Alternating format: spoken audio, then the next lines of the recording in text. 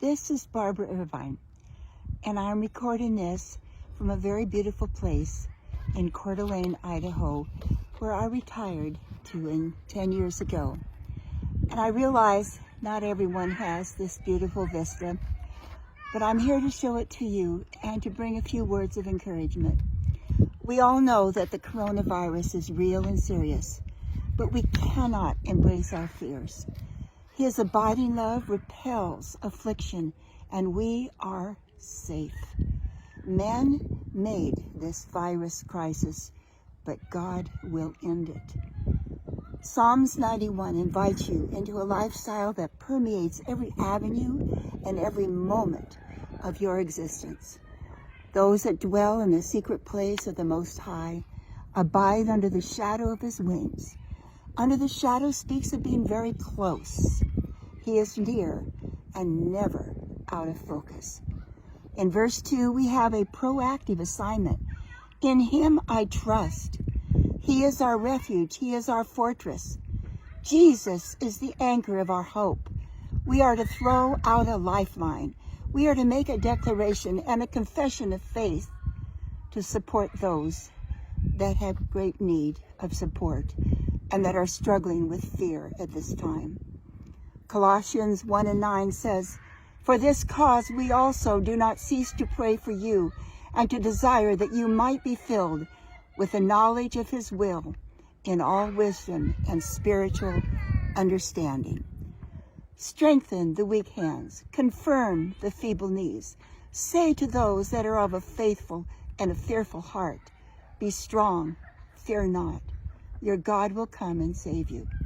He will deliver you from the snare of the fowler. Implies that you're caught. The good news is he will set you free. Jesus declared in Luke 4, "The Spirit of the Lord is upon me, for he has anointed me to preach the gospel to the poor. He has sent me to heal the brokenhearted, to preach deliverance to the captives and recovering of sight to the blind, to set at liberty those that are bruised."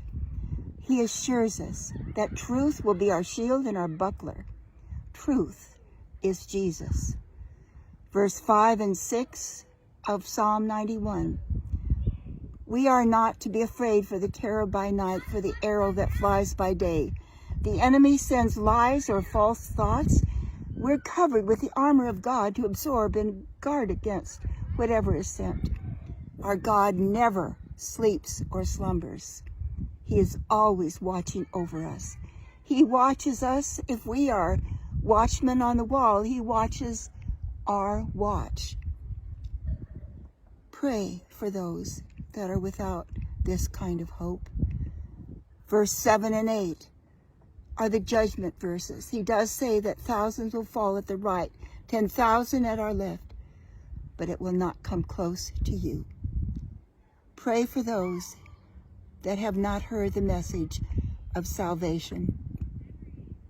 Verse 9, "Because you made the Lord your refuge and your habitation, no evil shall befall you, neither shall any plague come close to your dwelling." That is verse 11. Live in the manifestation of the Holy Spirit and his abiding presence. The dove came upon Jesus and remained. The Holy Spirit comes upon all of you, believers, and he stays with us. Believers are covered in times of plagues. We are safe in his care. Angels will hold you in their hands. Call upon him in time of trouble. Deliverance comes who sets their love upon him. Long life comes with purpose to serve him. And let us remember, this is our confidence and this is our strength. He sets a table before us in the very presence of our enemies. By his stripes, I am healed. As for me and for my house, we will serve the Lord.